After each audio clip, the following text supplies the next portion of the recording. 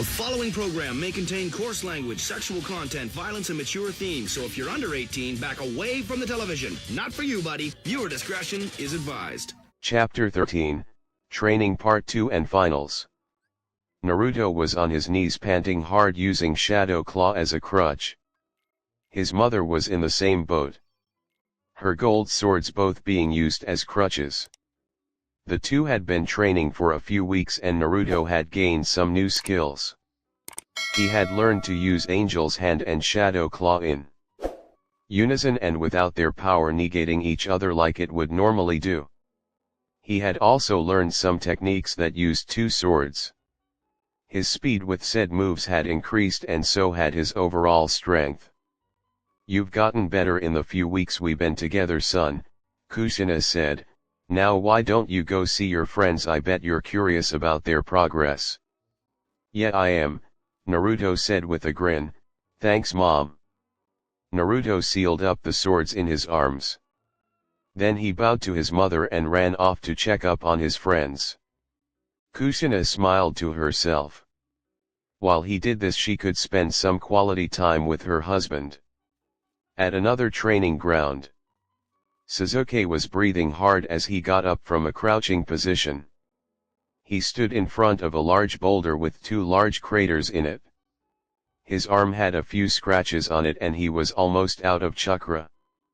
"It looks like you're good for 2 bursts, Kakashi said as he looked at his student. "I can do more," Sasuke said as he rose up only for him to fall down slightly. "Don't even think about it, Sasuke," Kakashi said. "Even if you did have a bit more chakra, you can't do it more than twice. If you try to force a jutsu when you're low on chakra, not only will it send your chakra down to 0 but it will also kill you." "I'd listen to the Cyclops if I were you, Sasuke," said a voice that surprised them.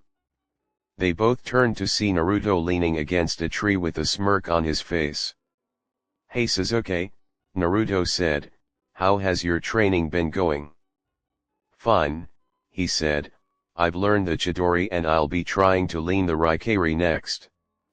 "How about your sword training?" Naruto asked, wondering how Sasuke was coming along. "I've learned something from Zabuza," Sasuke said. "He taught me the vital spots on the body. I didn't want to learn the silent killing technique because it sounds a little bit annoying. I don't think I can keep quiet for that long. I also learned how to transfer my elemental affinities, which are fire and lightning, to my sword."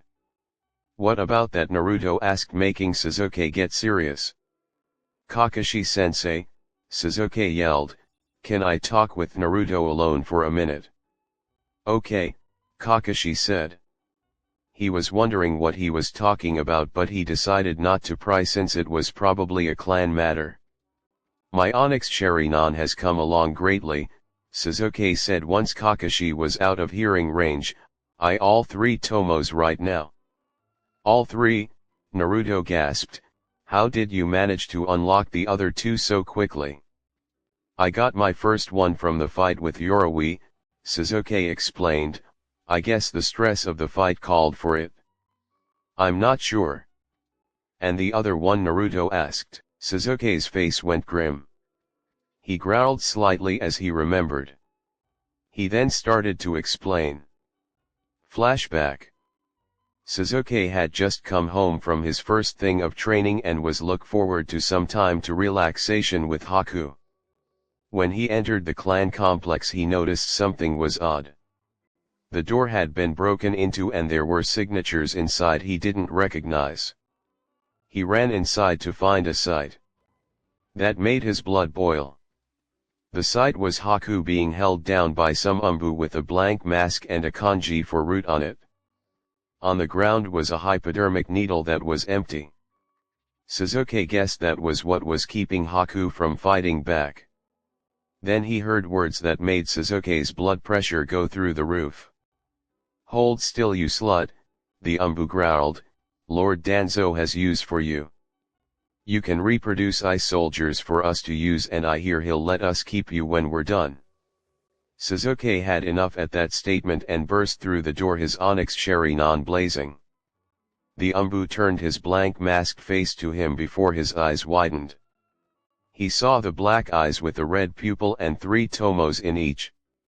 That was the last thing he saw before he burst into black flames. Sasuke ran over to Haku to see if she was alright. He smiled when he found she hadn't been touched. Haku looked up and smiled at him before they kissed. And flashback. Naruto was quiet and then he started to seethe. He couldn't believe that someone would try to do that. It was also surprising that someone was able to get close to Haku without her either turning them into a human pincushion or into a life-sized ice sculpture. Sasuke then explained that the only reason that Umbu had gotten close to her was that he had disguised himself and had suppressed his chakra so that she thought that he had come home early to surprise her.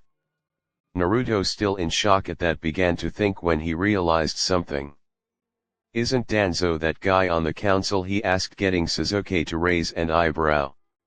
"Yeah, I think he is," Sasuke said. Then he realized something. "I'll take this to the Hokage," Sasuke said after a few seconds of silence. "It's my girlfriend, it's my problem." Sasuke and Naruto both nodded at each other and then they went their separate ways. Naruto walked on for a little bit until he came across Shikamaru and his dad in a field. Shikamaru actually seemed to be panting and was sweating. Had the Nara actually started to work? "Shikamaru," Naruto said as he got closer, "are you actually working?" Shikamaru nodded at his friend. "It's a sign of the apocalypse. Run. Hide your children. We're all going to die." The Tonara in front of him just shook their heads and muttered troublesome under his breath. As it turns out, Shikamaru had been trained in with some of his clan techniques. His dad was persuaded by his wife to train him. By persuaded I mean that his wife had come at him with a frying pan, threatening to bash his brains out and have him sleep on the couch for a month before she would let them sleep in the same bed. Since then the lazy man has been training his lazy son. Naruto had to shake his head as he heard that. Naruto left the two to their own training. Naruto ran around until he found Sakura with Lee on one of the training grounds. He found them in a very surprising position. Sakura was sitting in Lee's lap and they were currently making out. Naruto noted a few craters and dents in the ground, so he guessed that they had both been training. Sakura had learned some medical stuff and had been Lee's personal nurse while he healed from the beating Naruto gave him. After that you couldn't even separate the two. Naruto just smirked and left the two to their own devices. Naruto didn't even bother looking for the Suna siblings. Naruto found Ino at the flower shop her dad owned.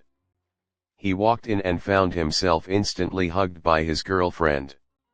"So how's your training been coming along, Foxy?" she asked with a raised eyebrow. Naruto had told Ino about the fox during some time during the breaks between training. She had been upset that the village had treated him like they did since his dad wanted him to be seen as a hero. She would have gone out and tried to do something stupid if Naruto hadn't given her a calm down kiss. "Just fine," Naruto said. "My mom's been training me non-stop ever since the second round. Though she and dad had something to do before they did. I don't know what it was, but I had the sudden feeling that someone was going to be in a world of hurt." Ino just giggled and held Naruto close to her. "Well," Ino said, "I've been training too. My dad's been training me in some of the other Yamanaka clan moves. I've even learned a few taijutsu moves and my genjutsu had gone up a bit." "Nice," Naruto said, hugging his girlfriend. "Well, I got to go," he said. "I have to go meet another sensei for training. Let me know how it goes." Ino called after him as he left. Naruto left and went home. When he got there he found Tobirama and Hashirama conversing with two other people, and a pig. The first of the two was a tall blonde woman with a blue diamond tattooed on her forehead. With her was a slightly shorter brunette. Both of them were in talking happily with the toe while the pig just sat down at the feet of the brunette. The pig was actually the first one to notice Naruto in the room. And it walked over to him. Naruto smiled and reached down and petted the small animal. It was then that the brunette noticed the pig was gone and looked around. She saw the pig being petted by Naruto and smiled. "Oh Naruto," Hashirama said as he looked over, "glad to see you're home." "Glad to be home I guess," Naruto said. "Who are these two and the pig?" "Well," Hashirama said, "the blonde is my granddaughter Tsunade and the other girl is Shizune, her assistant. The pig is Tun Tun."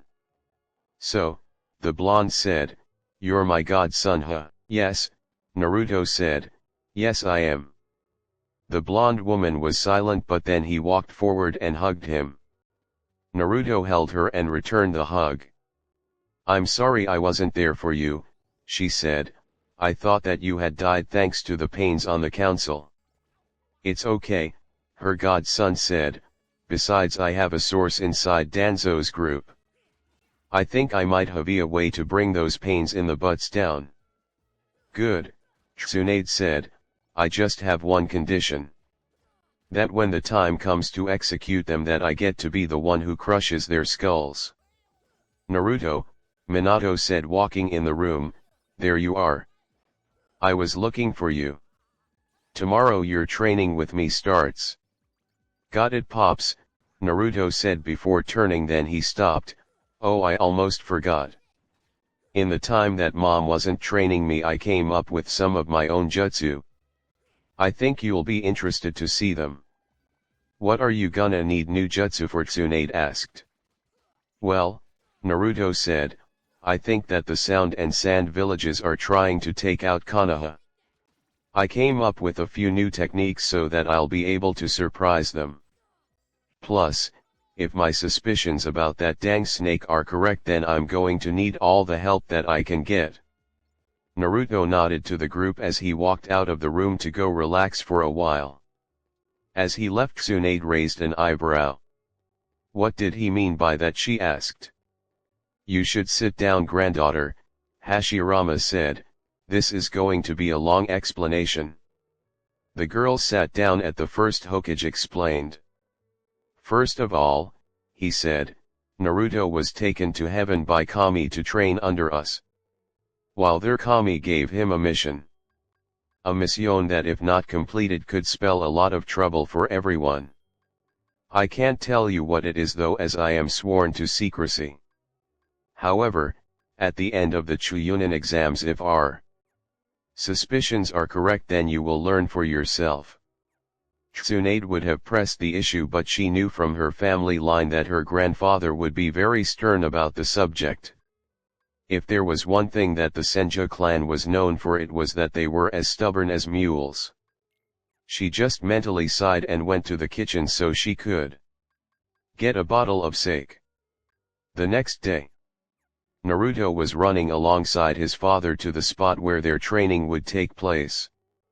He followed his father to a large and very spacious river with a waterfall. "Okay Naruto," the man said, "here I'll teach you one of the Namikaze clan's most prestigious jutsu, the Raise Nan." "What's that old man?" Naruto asked. His dad bristled slightly as that he wasn't really that old.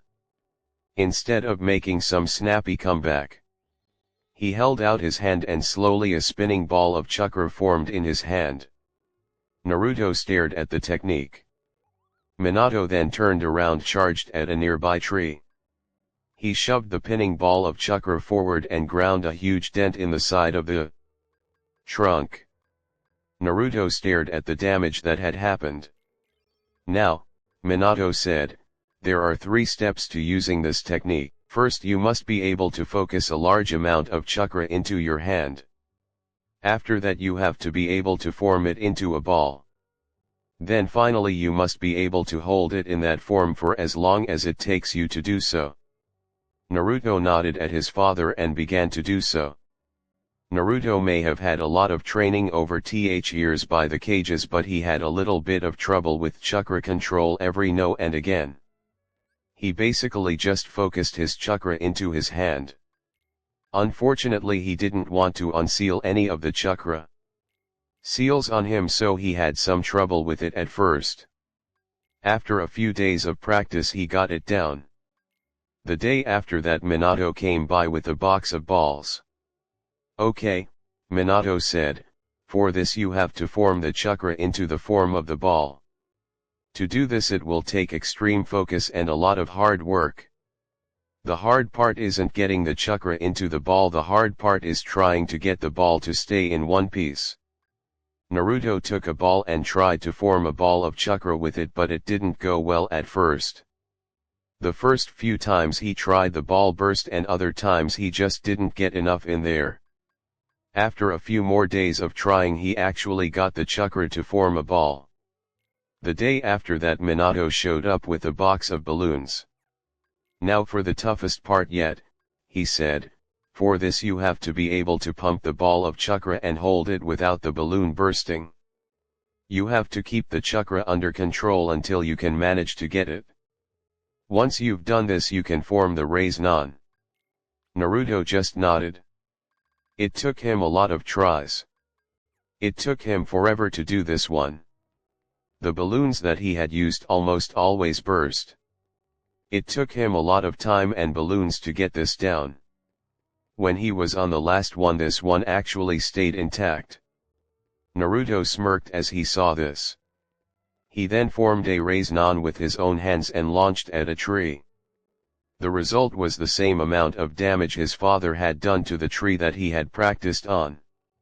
Minato had just arrived to check on Naruto's progress and saw his son master in a few weeks what took him years to develop. He smiled to himself. He always knew that his son had been destined for greatness. "Naruto," Minato said, getting his son's attention, "there is something you should know.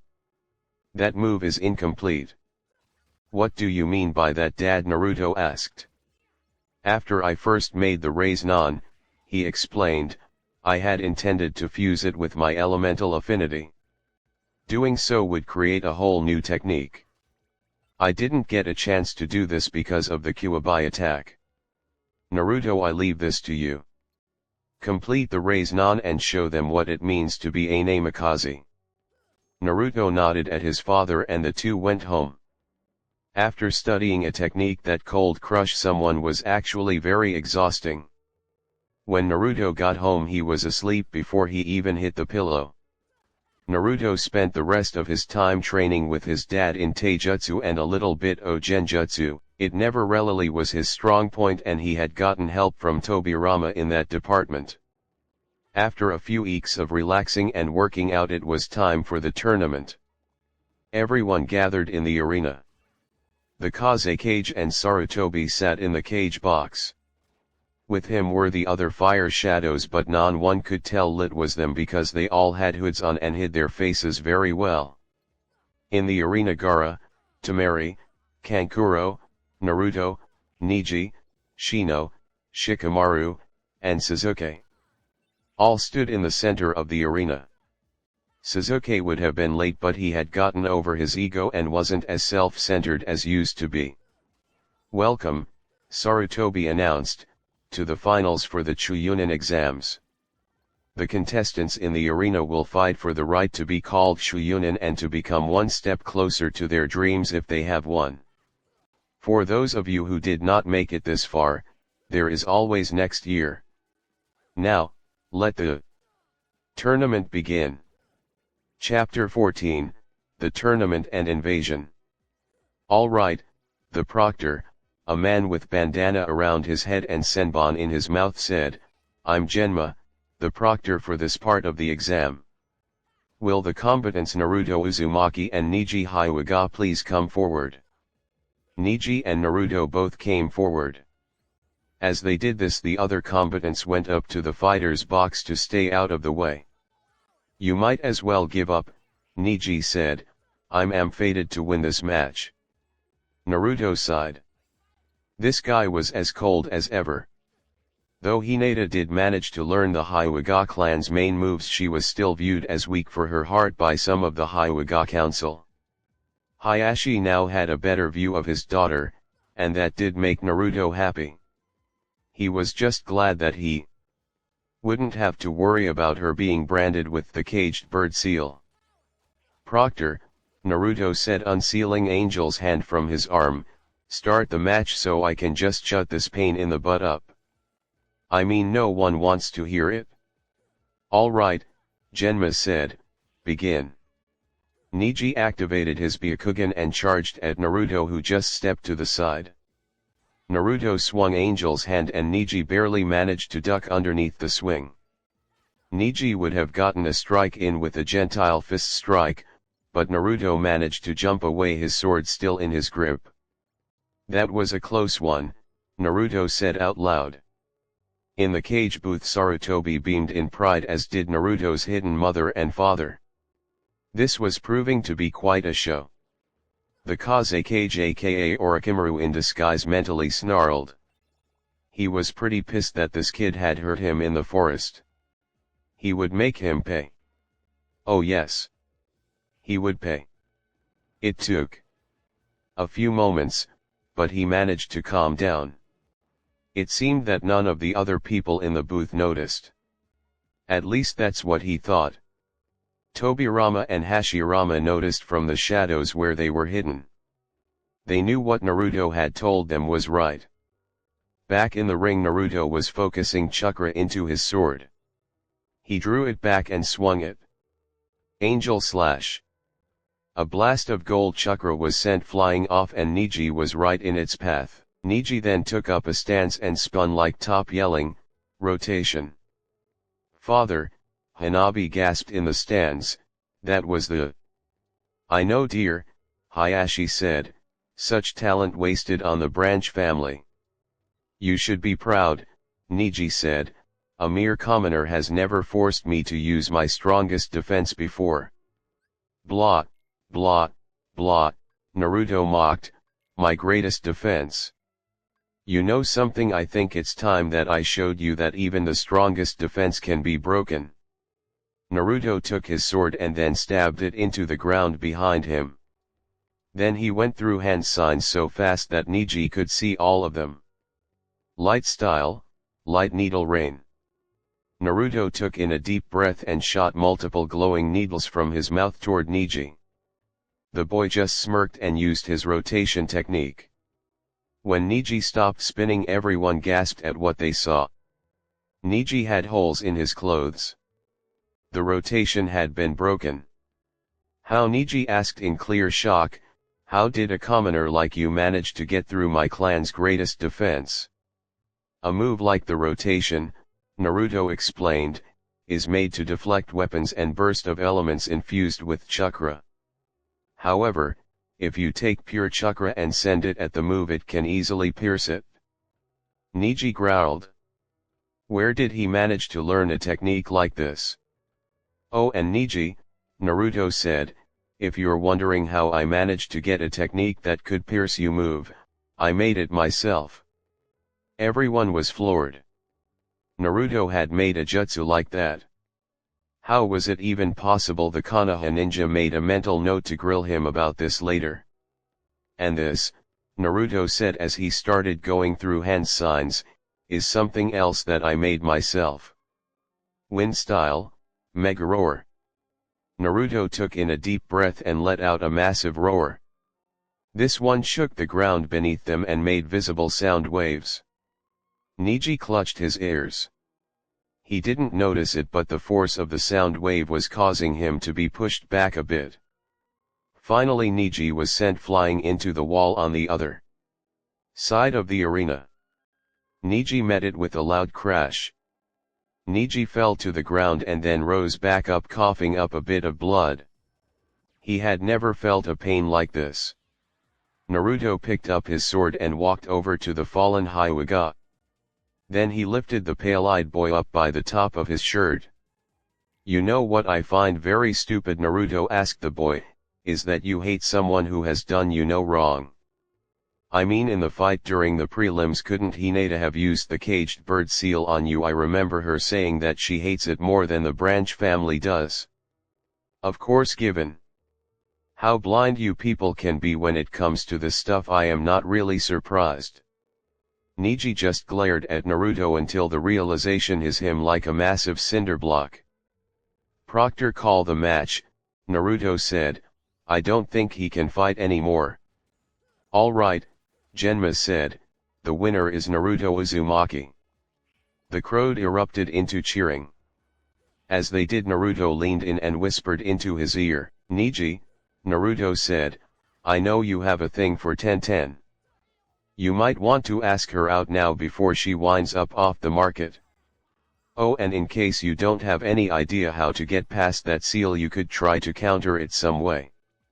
Neji now felt like he should have beaten himself over the head with a rock because of how obvious it was that he and Branch family should have done that years ago when the seal was first put on them.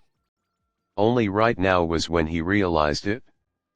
Although he did have the decency to blush when his crush on Tenten was brought up. Neji was carried off by the medics and Naruto walked up to the fighter's box. Nice one, Naruto, Sasuke said, smirking. Thanks, Naruto said, just don't lose to Gaara when it's time for you two to fight. I want to be the one to kick you butt. Alright, Genma said, due to certain actions the fights have been rearranged. Will Temari Subaku and Shikamaru Nara come down? Temari flew out on her fan while Shikamaru went to the stairs. You're actually going to go down there and fight? Naruto asked. My mom would kill me for not going down there, Shikamaru said, besides my dad taught me some moves that I want to test out. The Nara walked down the stairs at a slow speed to annoy Temari. When he arrived, the annoyance was showing on her face. What the heck took you so long? Temari growled. It was just too troublesome to run, the boy replied, making a lot of people in the stands sweat drop. Okay, Genma stated, the match between Temari Subaku and Shikamaru Nara. Begin. Temari jumped back and opened her fan, and swung it yelling, Wind Scythe Jutsu. With surprising agility and speed the boy dodged the move. He crouched down and reached for something behind his back. In the stands, Kutenai's eyes widened when Shikamaru pulled out a pair of trench knives. Where did he get those? She asked. I gave them to him, Asuma said. He came to me saying that he needed to train for the exams. I think his mother had something to do with it. Anyway, I gave him those since he had a feeling he would need a weapon to fight her, so I taught him the only weapon I knew. Kurane nodded in understanding. She also knew that the lazy boy's mother could be a very good motivator when the time came.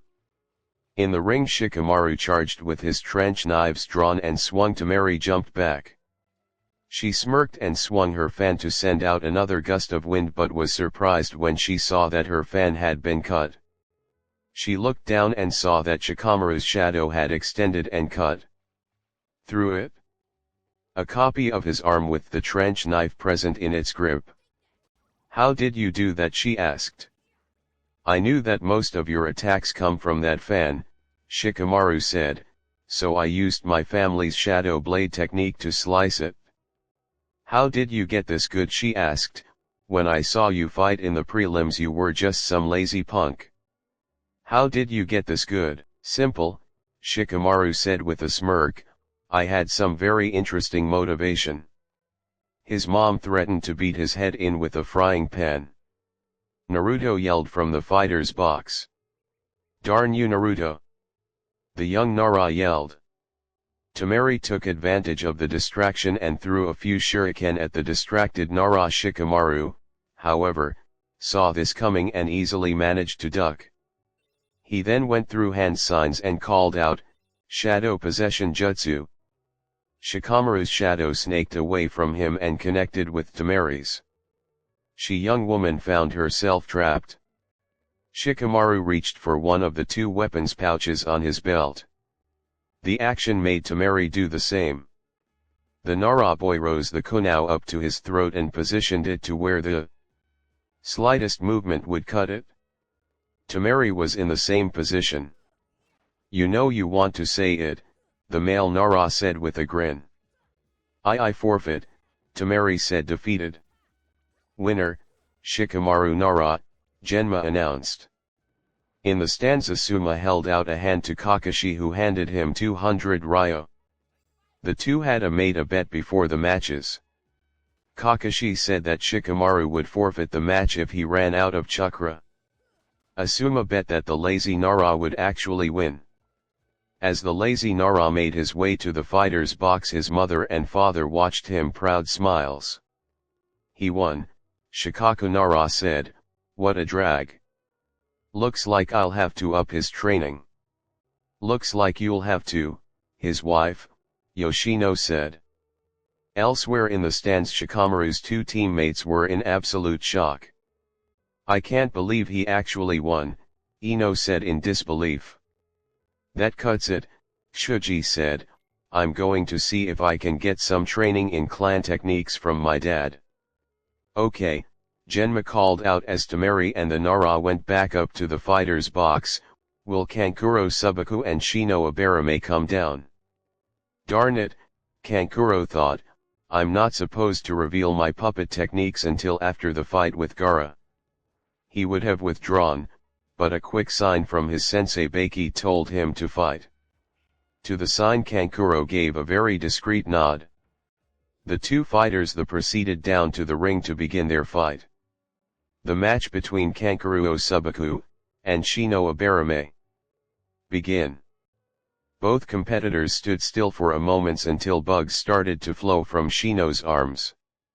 The young Abarame shot a stream of them at Kankuro. Kankuro dodged to the side. Then his pack unraveled to reveal a large puppet. It was human-like look, only with 6 eyes. It also had 6 arms and had a hunch in its back. Time to fry, Bug Boy, the puppet master said. The puppet then sprang to life and charged at the young Abarame. Sino dodged to avoid it, but one of its extra arms hot out. Its hand folded upwards and a spike came out that was dripping with poison. Shino managed to bring up a wall of bugs to stop it. It managed to, but just barely. Shino ran to the left, shooting off another swarm of bugs.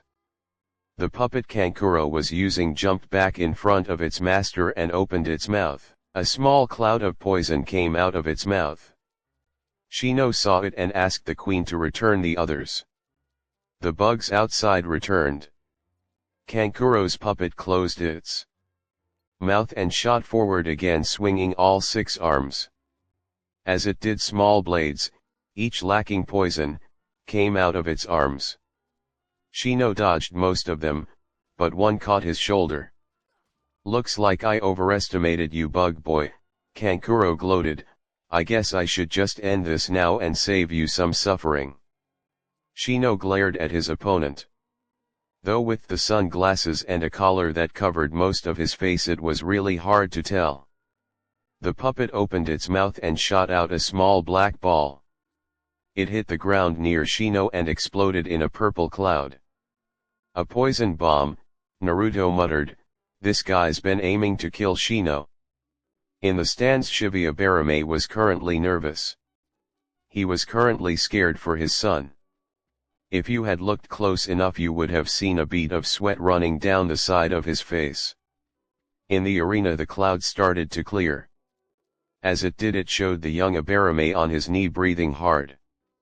It was obvious that he had breathed in the poison. Ha! Kankuro laughed. I told you that I would. He didn't finish his sentence as he fell to one knee as well. He is panting hard. My chakra, he mentally groaned, realizing that he had been drained of chakra, but how he never got any of those little insects on me. Looks like you underestimated me, Shino groaned as he looked at his equally winded adversary.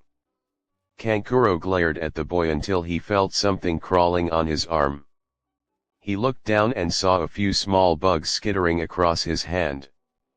What, he asked out loud, when did you manage to get those on me?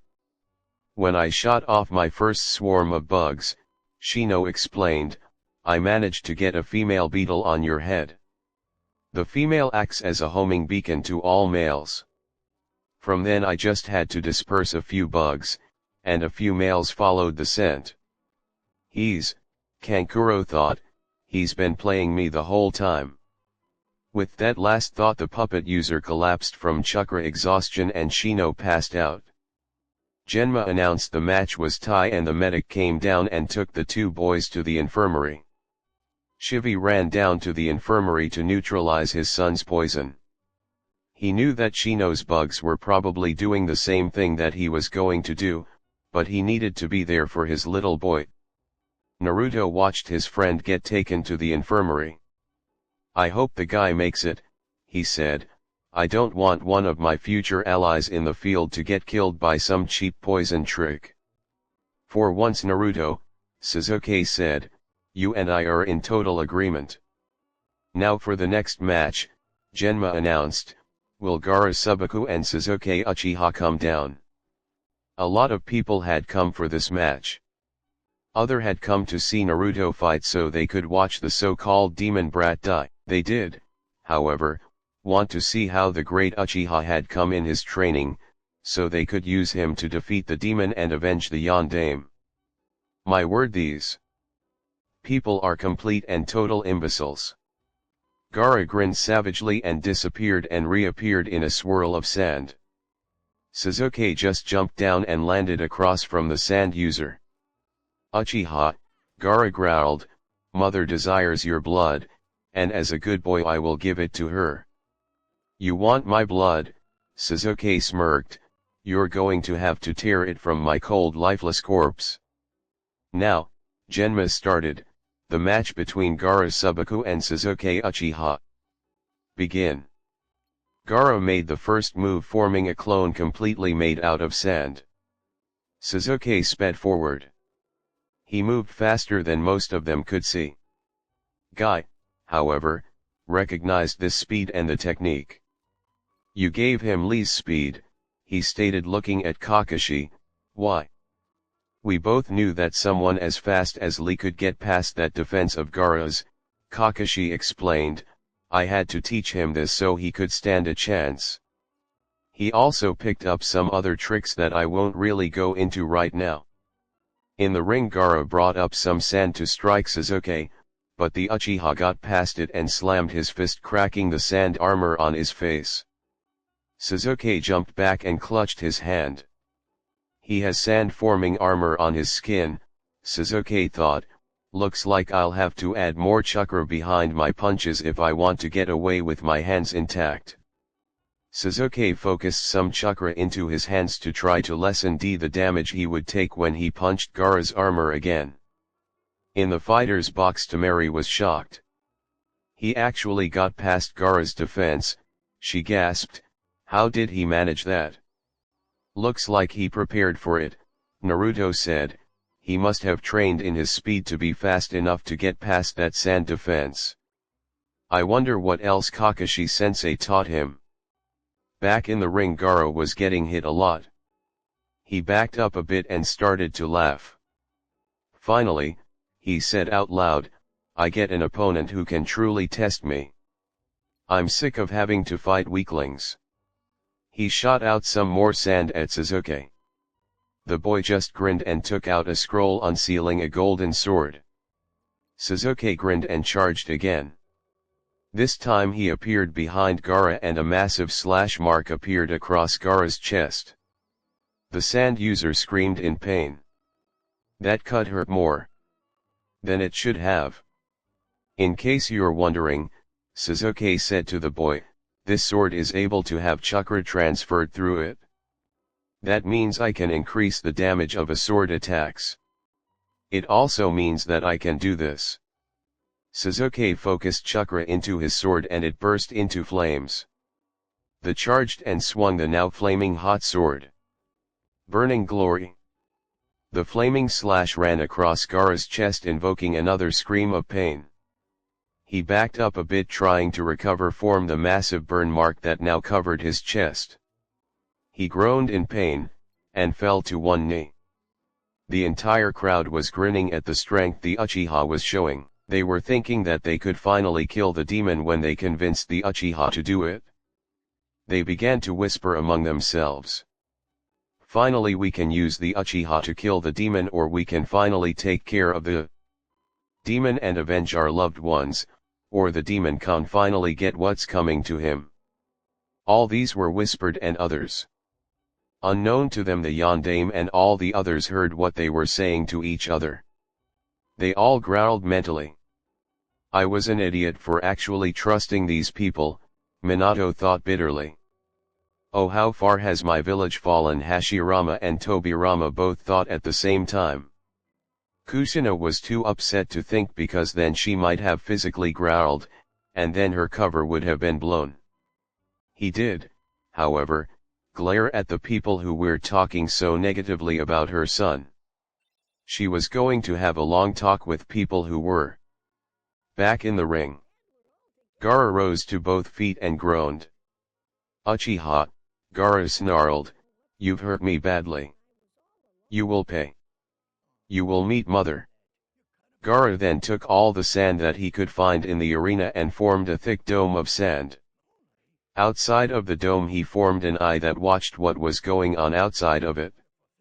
Oh man, Temari thought, he's going to use that. Baki was have similar thoughts, except he was using words that I can't tell you. And, I have a bit of problems with cursing, so I don't usually put it in my stories. Sorry to those of you who are expecting it. Anyway, back to the show. Sasuke growled and then he shot at the dome. His punch made contact, but the dome didn't break. Sasuke pulled back his hand to reveal a set of bloody knuckles. Sasuke then smirked. He jumped up and landed on the side of the wall.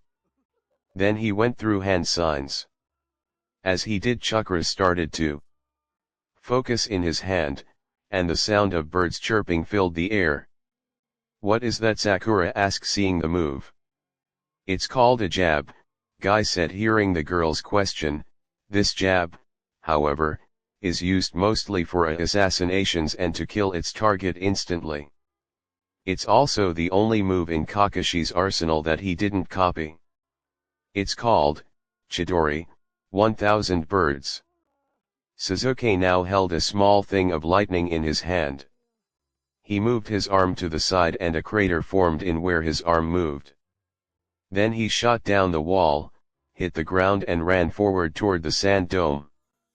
As he thrust the technique forward, it pierced through the sand. He actually got thought Gaara's ultimate defense, Temari said, clearly in shock of this. In the sand dome, Sasuke's arm was connected to Gaara's shoulder. The sand user was in shock. At that moment he felt something warm running down his shoulder. Blood, he thought, my blood. Gaara let out a piercing scream. Sasuke jumped back from the dome as a freakishly deformed arm shot out and narrowly missed the young Uchiha. Sasuke looked through the hole in the sand and saw a strange yellow eye with a diamond-shaped iris that was yellow and 4 small stars on each side. Then white feathers began to fall all around the arena. As they did, a lot of people put their hands together and yelled Kai. Then there was an explosion in the cage booth. Naruto grinned. Konoha! He yelled, prepare for war.